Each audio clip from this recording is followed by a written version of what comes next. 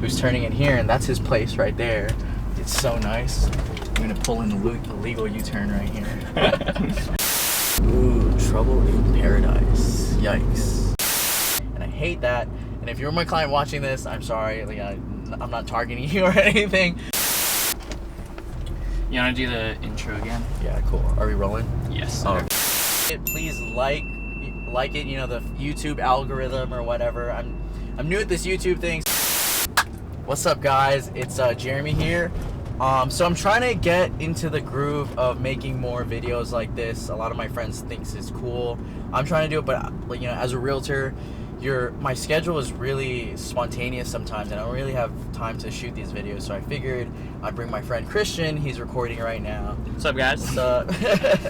But yeah, I figured, you know, bring him along and record me talking about, you know, real estate. So here's a video: 5 mistakes that people make when they're trying to buy a home. Number 1, this would be not meeting with a realtor. So usually when the first thoughts of buying a home, usually they don't really meet with a realtor. They try to do it themselves and look in Zillow.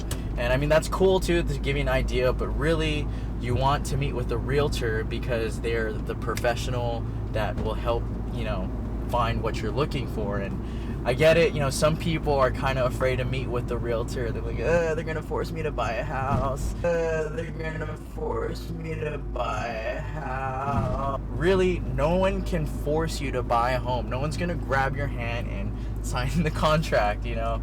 The job of a realtor, at least for me anyway, is when I meet with people, I set up an appointment. That way I can get to know who they are and what they're looking for. And that way, when I understand, you know, where they are at in life and their career, if I know that they're able to do it right now and they want to do it right now, then I'll move them over to the next step, which is, you know, seeing a loan officer to do their finances and stuff. But if, you know, they say they're not ready, and I don't think they're not ready, then I'll be like, hey, let's keep in touch. And if you have any questions as, you know, time goes on, then I can answer them for you. And when you feel like you're ready, then we'll move you to the next step. It's pretty simple. Mistake number 2 is skipping the steps of the process. So I'm probably gonna make another video about this, about, you know, the steps to buying a home. But initially, the first step is, yes, meet with a realtor. Second is to get pre-qualified. After you get pre-qualified, then that's when you start looking at homes. A lot of the times with my clients too, they want to look at homes before getting pre-qualified, and I hate that. And if you're my client watching this, I'm sorry, like, I'm not targeting you or anything, but yeah, like, you want to get pre-qualified first before you start looking at homes. The reason is because you need to know how much you can qualify for. An example is, what if my client wants to, you know, see a home that's worth around in the $800,000 range. I'll be like, okay, sure, let's go, you know, look at condos or houses. We're looking, you know, maybe it takes a day or two. We look at 8 houses, and I'm like, okay, Jeremy, I like this home. And then we take them to my loan officer, and he finds out, okay, based on their income, they can only be qualified to buy a $400,000 home.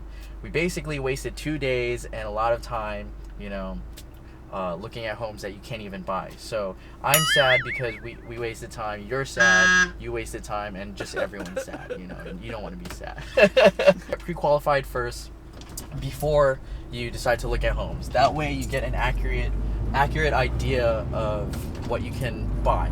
Common mistake number 3 is people usually wait to buy. Now, by this I mean it's usually for people, you know, who are completely qualified to buy. They have great income, they have great credit, they have a lot of money for the down payment, but they just simply, you know, just don't want to buy because, you know, maybe they're renting or living at home and they're just comfortable. And I mean, there's nothing wrong with that. You know, you're saving money living at home with parents, or you're renting, you know, you're comfortable with life. No one likes dramatic change, and I feel like if they're comfortable, they'll be at, you know, set where they're at. In Hawaii, when most homes are expensive, the sure path, or a solid path that you know you can get to wealth, is basically buying real estate. You know, I've never read about a millionaire that didn't invest in real estate, and I know a lot of people who do invest in real estate are, you know, kind of comfortable with where they're at in life.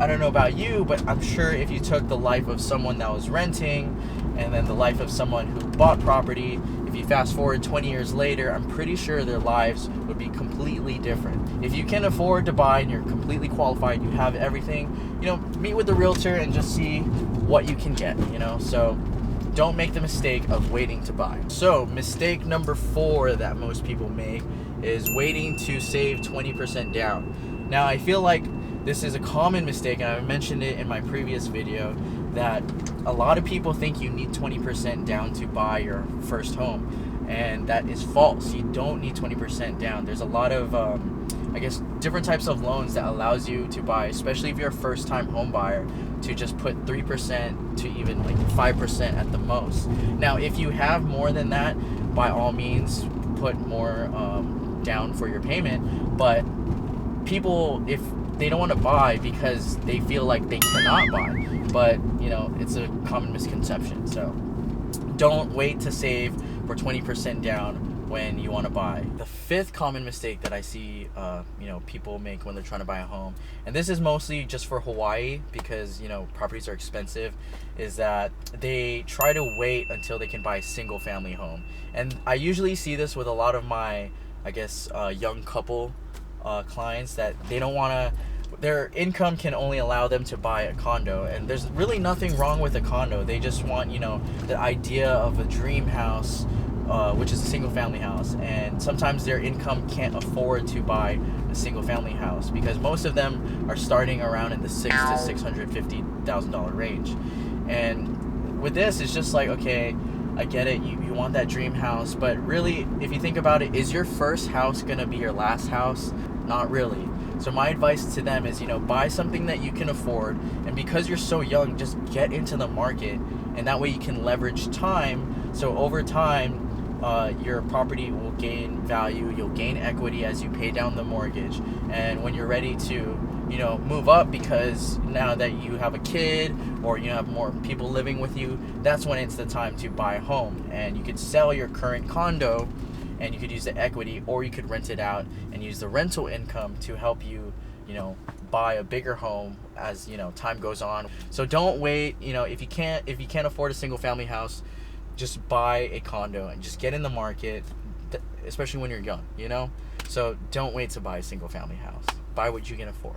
That was 5. I do have a 6th one just for honorable mention. This is kind of, common sense or so, but I see some people, when they're looking to buy a home, they'll pass up a really, good deal, all because maybe the floors or the walls need repainting, or they need new floors. Like, if it's a nice neighborhood and it's a nice unit or a nice house, if there's some minor things that need to be changed, don't pass it up.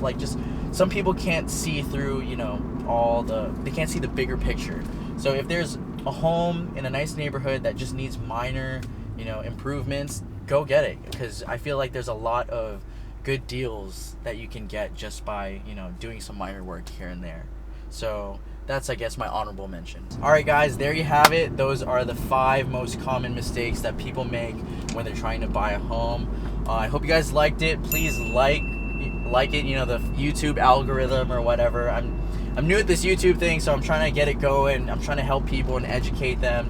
And I'm also trying to make this interactive too. So please give me your feedback, leave it in the comments, or if there's any real estate topics that you want me to cover, just comment below. But yeah, I'd love to help out.